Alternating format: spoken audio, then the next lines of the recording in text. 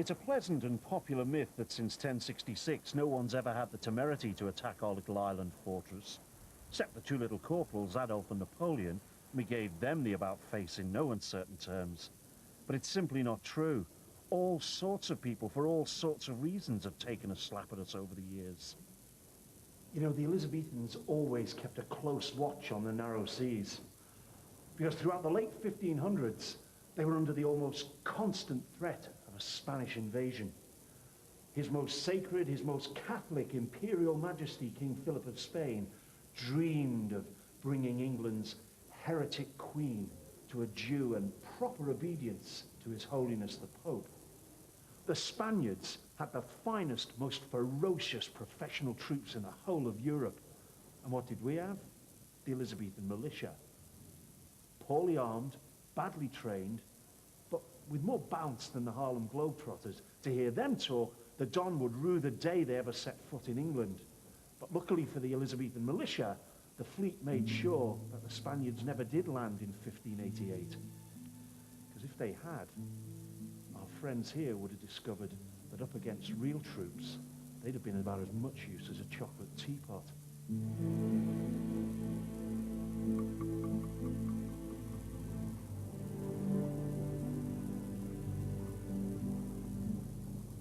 Elizabeth kept her militia short of powder and armor and weapons.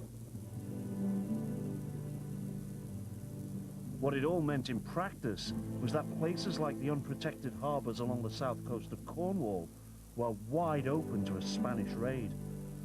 Places like Mounts Bay were living on borrowed time.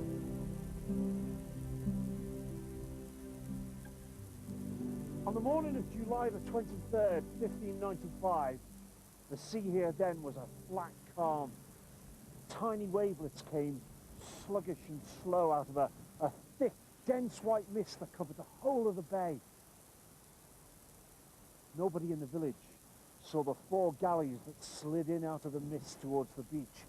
Nobody saw the red and the gold pennons that streamed and dipped at the mastheads. And nobody saw the surly, black and bronze snouts of the culverins that the gunners ranged in on the houses. Nobody saw, but everybody heard. They all heard that first heart-thumping crash as the Spaniards fired their first salvo into the houses. Because on that sunny, unsuspecting morning, the Spaniards came to Mousehole.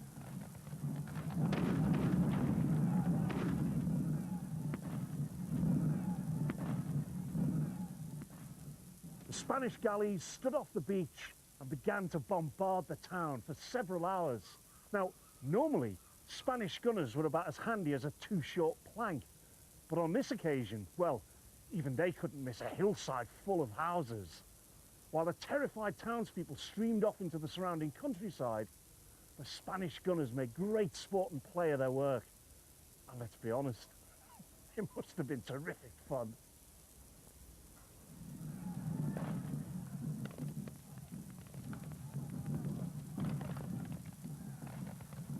Of course, the village was already in fire. The cannonballs had gone through thatch, gone through windows. Cooking fires had caught the thatch and things.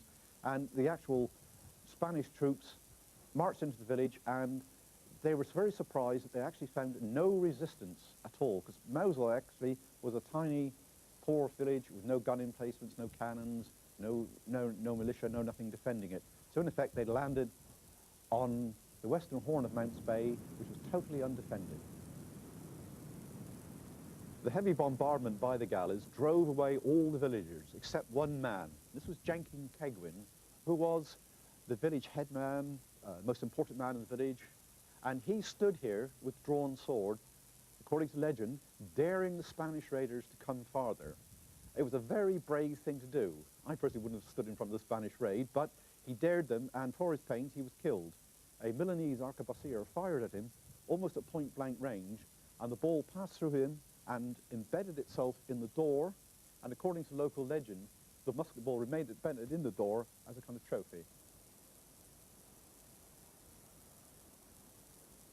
Having destroyed Mousehole, the galley squadron moved around into Newlyn, and encountering no more resistance there than they had here, they burned Newlyn, and moved on towards Penzance. The Cornish fled because they couldn't face up to the Spanish troops, and so the whole town was at the mercy of the raiders. And of course they burned the town. They marched down through Chapel Street, which in those days was known as Our Lady Street, and admired these beautiful houses before they torched them. They burned the ships in the harbour. They held mass on the beach. They stole the great bronze gun from Henry VIII's battery at the Barbican.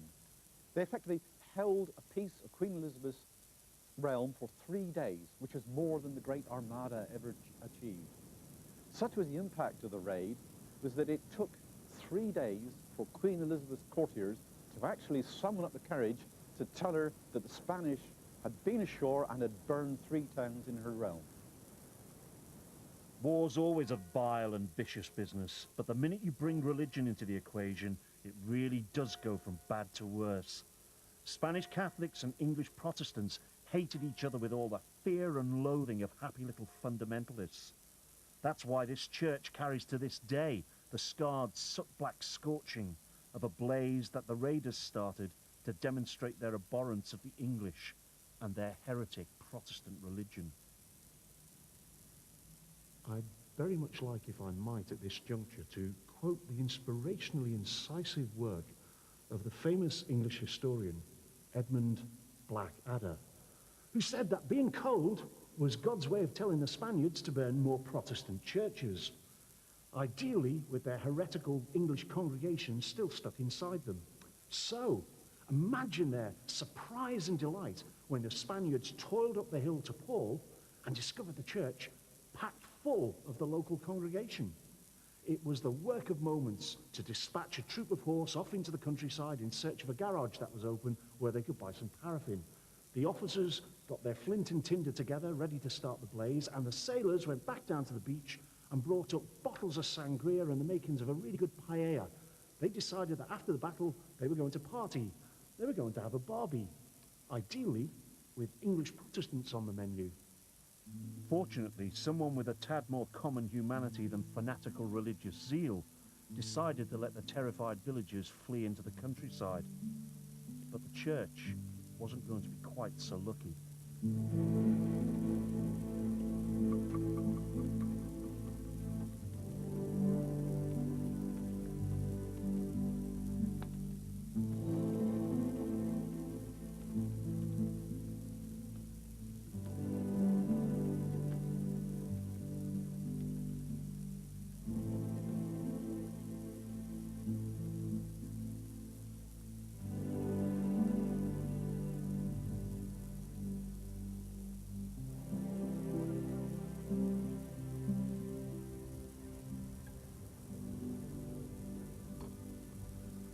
After 3 nightmare days, the Don sailed out of Mounts Bay, and Mousel, Newlyn, and Penzance were left a smug, blackened desolation. But within the year, we had our revenge, because the Queen sent the fleet against Spain, and the men of Mousel and Newlyn and Penzance took fire and steel to the Spaniard in his home. They went to Cadiz, the great seaport of Cadiz, and they razed it to the ground. Don't do to upset Cornishmen. Good, eh?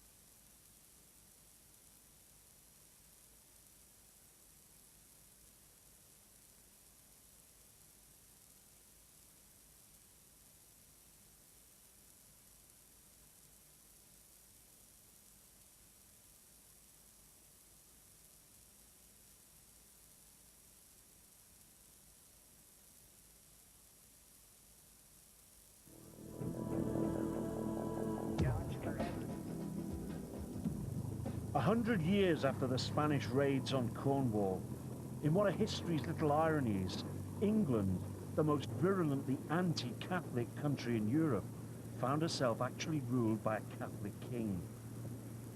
But most people had no intention of starting another long and bloody civil war just to get rid of him. They were realists. But for some men, their dreams are their only reality. On the 11th day of June in the year of our Lord 1685, and the first year of the reign of His Gracious Majesty King James II, an invasion fleet came here into Lyme Bay. They made the long tack in under the sheltering cliffs to land an army who had one intention: to take the Catholic king from his throne and replace him with a Protestant monarch, the Duke of Monmouth.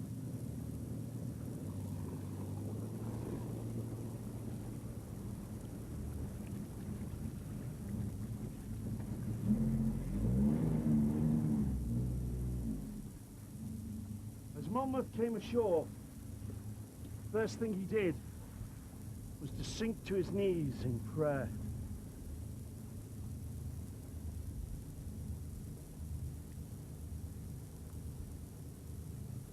And God knows he needed to pray, because his army was nothing more than 83 men, a rag-tag and bobtail outfit of cautious, hard-bitten mercenaries and madcap, harebrained courtiers who'd spent all their time in Holland filling Monmouth's head full of crazy schemes.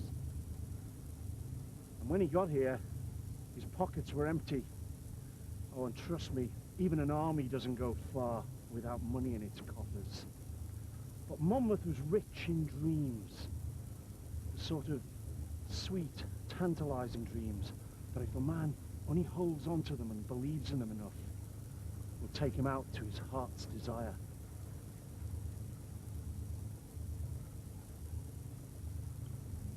Or to his utter destruction. At least one chap tried to do his duty by King James and organise at least some show of resistance to the invaders. He ran up and down the Cobb, cursing and stamping as he tried to persuade someone, anyone, to open fire on the invading ships. But true to the tradition of the local militia, they couldn't find the matches, or the man with the key to the gunpowder store was visiting his mum over in Sidmouth. Whatever, Monmouth came ashore totally unopposed. Now, as more and more men rallied to Monmouth, he decided to leave Lyme behind him and to take his troops down along the coast to Bridport. And it was there that the first fighting of the campaign took place. Monmouth's rebels clashed with the local county militia. Now, these weren't full-time professional trained troops. They were very much part-time, untrained lads, farm boys, tradesmen, who had to constantly be reminded by their officers not to point loaded guns at one another because they went off and hurt people. And yet, up against these, Monmouth's rebels only just managed to win the battle. And worse still, Monmouth's precious, vaunted cavalry were about as much use as a three-legged horse. If Monmouth had took the trouble to stop and think about what was going on around him, then he'd have been sensible to head straight back here to Lyme and hop on the first boat back to Holland.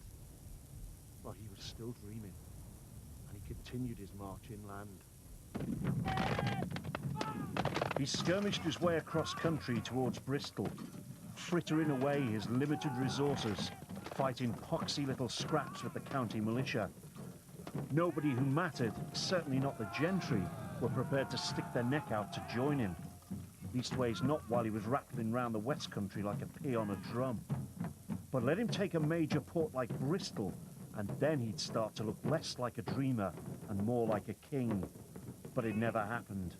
At Keynsham, he came up against real soldiers for the first time. It was the turning point. He only lost 15 men, but he abandoned all hope of capturing Bristol because he'd lost his bottle. And worse still, he lost all credibility, and he knew it too.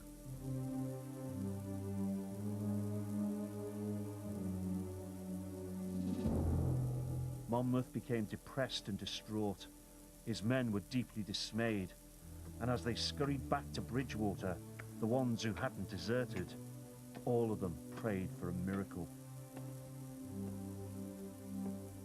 It came on the evening of Sunday, July the 5th. The Royal Army camped in the fields around Western Zoyland.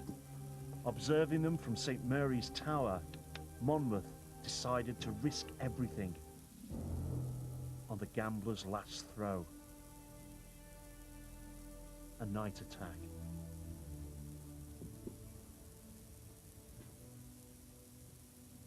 Monmouth must have been desperate. An experienced general would think long and hard about committing his troops to a night march across difficult, unfamiliar territory in order to launch an attack out of the darkness. A general with experienced veteran soldiers to command, soldiers who were gagging to get to grips with the enemy, he might, just might, mull it over for an evening or two before deciding that he'd be better off turning in early with a goblet of spiced wine and the innkeeper's daughter. No. Sensible souls left night attacks to daring, dashing young captains with their way to making the world. Or to desperate men who'd just seen death waiting for them in the fields of Western Zoyland.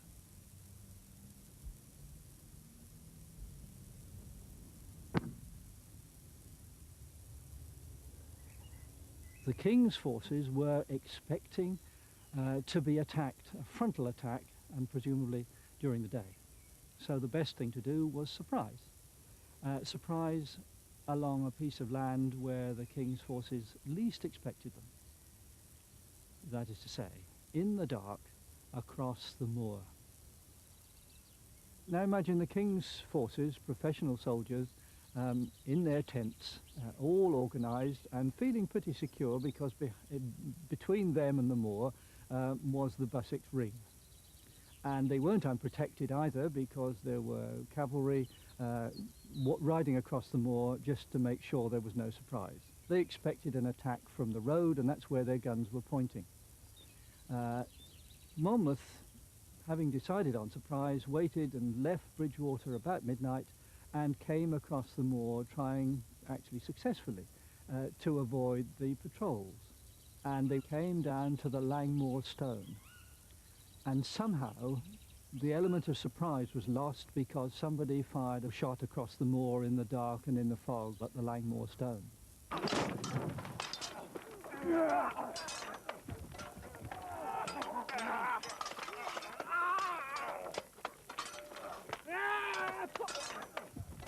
Monmouth lost the battle because he couldn't surprise the enemy as he'd planned. The idea was that the cavalry should cross the Rhine, go into the tents, just massacre the sleeping troops.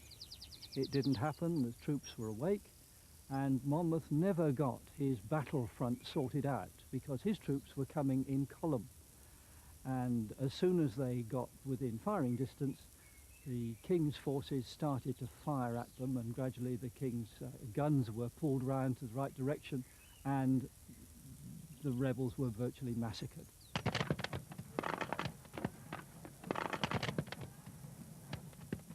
The king had clearly been very scared, and the way in which he set about teaching the West Country a lesson, the Bloody Assize as it's called, is a measure of the way in which the government felt that it had nearly fallen, nearly, very nearly lost. Against all the odds stacked against him, Monmouth came so close in those last few hours. Tradesmen from Taunton and Bridgewater, from Bath and Phillips Norton, farm boys from Bovey and Morton Hampstead, miners from the Mendip, fishermen from Lyme and Beer, all of them stumbling after Monmouth's dream, stumbling along the dusty road to death, while King Monmouth fled from his dream, fled for his life. I only have to close my eyes and I'm back here again. A tired, hungry, terrified boy of 17, with a battered old musket on my shoulder and no more than 5 or 6 shots in my pouch. fool then. But then I was only one more fool in a whole troop of country clowns. God help us, an army armed with pitchforks instead of pikes. And all of us trying to slip stone silent through the white, moonlit moorland mist. All of us wide-eyed with fear, staring and then starting at every shadow, straining every nerve, every sinew, as we crept closer and closer towards the Bussex Green and the King's soldiers. From somewhere over there, a voice, a Scottish voice, shouted to us out of the darkness, "Are you for the King?" And we shouted back, "Aye, we're for the King, King Jesus and King Monmouth." And that's when our few hundred muskets opened fire on them. And a few seconds later, the bright darkness grew brighter still, with 1,000, 2,000 orange-white flickers of flame as they opened fire on us. I've no way of knowing how long afterwards it was, long after I'd used up all my shot. I was going through some of the bodies on the ground, going through their pockets trying to find cartridge, when somebody came up and shouted, "Well, it looks like Monmouth's left us to settle the bill, lads." And I heard myself saying, "Aye, well, we all owe God a death. And no one will say Somerset lads don't know how to pay it. So sup up this cider, lads." And you know, all around me, people started to laugh. And for the first time in days, I didn't feel alone.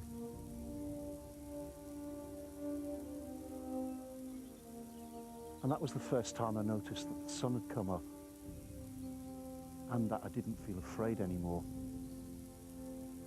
even though I knew I'd never see it set again.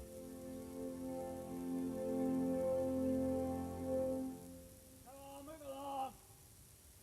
Get a move on. Come on. Inside. Come on. Come on, move in.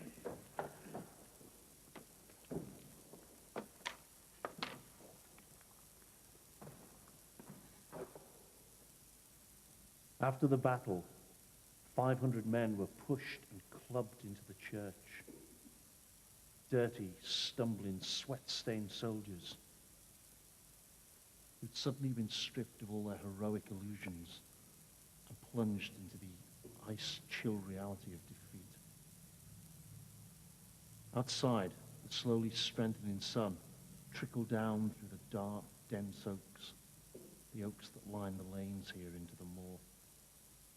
And the light splashed brightly on the poor, bedraggled, pathetic figures and choked their lives out at the rope's end as James's vengeful soldiers hauled them up into the trees. Back here in the church, you could have tasted the fear, tasted it as it rolled in bitter, sweet-sick waves up from the muddy, blood-splashed floor. The days of battle were over, and the days of vengeance were just beginning. Some of the men died the vile, eviscerated death of the traitor, and other West Country lads found themselves enduring the long, lingering agony of transportation into slavery. And Monmouth died the most horrible death of all. His head was hacked and butchered from his body by a useless and bungling executioner who took several blows to do the job. And then, and only then, did Monmouth cease his dreaming.